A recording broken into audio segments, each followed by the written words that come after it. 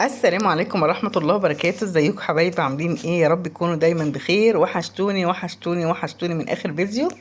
يلا يا جماعة، النهاردة جالنا كده كرتونة بلح. ما شاء الله تبارك الرحمن. البلح الزغلول يا جماعة زي ما انتم شايفين، بسم الله ما شاء الله، كمية حلوة. هنخزنها النهاردة بأسهل طريقة مع اختكم شوشو، ولا غسلناه ولا عملنا فيه اي حاجة خالص. احنا هننقي يا جماعة البلح اللي هو المستوي اللي هو الرطب، وهنخزنه في الفريزر. وممكن كمان تقشريه وتعمليه عجوة. بصراحة انا النهاردة كده ما عنديش وقت بصراحة ان انا اعمله عجوة، فهنخزنه زي ما هو كده في الفريزر. وبعدين لما نيجي نطلعه من الفريزر، لو عايزة تعملي بيه كيس عجوة ولا حاجة، هتعملي بيها في ثواني. هتطلعي الكيس هيفك على طول، وحته سمنه، وهتعملي بيها احلى عجوه. بس بصراحه زي ما قلت لكم، انا بصراحه ما عنديش وقت ان انا اقشر كده مع بعضينا البلح. فالنهارده كده هنخزن البلح زي ما هو، بس لازم طبعا ننقط كده البلح اللي هو الرطب لوحده والبلح الاحمر لوحده. ده كده يا جماعه جايلنا كده كرتونه من صديق كده لصديق جوزي. ربنا يا رب يبارك له ويحفظه يا رب، اللهم امين. فطبعا خساره ان احنا نسيب بقى البلح ده كده لما يبوظ. فقلت طبعا لازم نخزنه كده قبل ما نمشي من الشرقيه. ما شاء الله تبارك الرحمن. كل سنه وانتم طيبين. خزنا مع بعضينا المانجا، وادي هنخزن مع بعضينا البلح. انا كان المفروض بقى معايا بصراحه ان انا اقشر كده شويه بلح واعملهم عجوه. بس عايزه اقول لكم والله انا اليومين دول طبعا مزنوقه بقى في لم الهدوم، وخلاص بقى ماشيين من المزرعه. كل سنه وانتم طيبين عشان المدارس. فبصراحه ما عنديش وقت ان انا بقى اقشر في البلح. هنخزنه زي ما هو كده، هنحطه في الفريزر. ولما نعوز نطلع كيس كيس. ممكن تشطفيه، هتشطفيه طبعا لان هو مش مغسول. هتشطفيه وممكن ناكله كده، وممكن نعمله حتة عجوة كده بحتة سمنة بلدي وحبة سمسم. أحلى فطار وأحلى عشاء بالعجوة يا جماعة. ما شاء الله تبارك الرحمن. خزنوا شوية بلح. أنا بصراحة مش هكدب عليكم، أنا معرفش البلح بكام، لأن الكرتونة دي زي ما قلت لكم جايلنا كده هدية.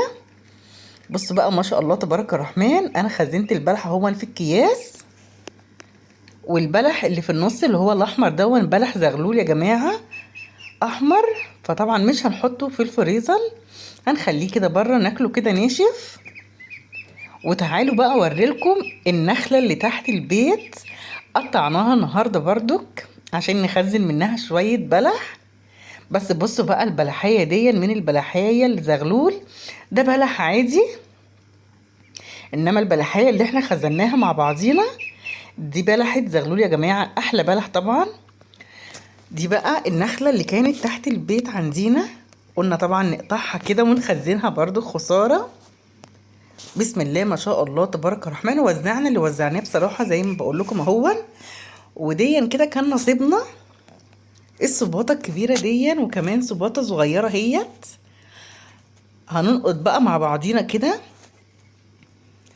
الرطب اللي فيها، وهنخلي الصباطة زي ما هي. كل يوم هناخد منها الرطب بتاعها زي ما انتم شايفين. انا بقى هقعد كده وهنقط بقى كل دوت، لان حرام لما البلح دون يترمي. واكتبوا لي في الكومنتات سعر البلح دوت بكام.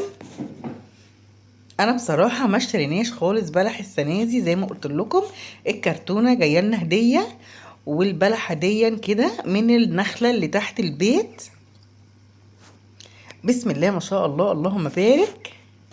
خزنا مع بعضينا البلح وخزنا مع بعضينا المانجا. كل سنة وانتم طيبين. خلاص بقى موسم المانجا خلص، وموسم البلح على تشطيب.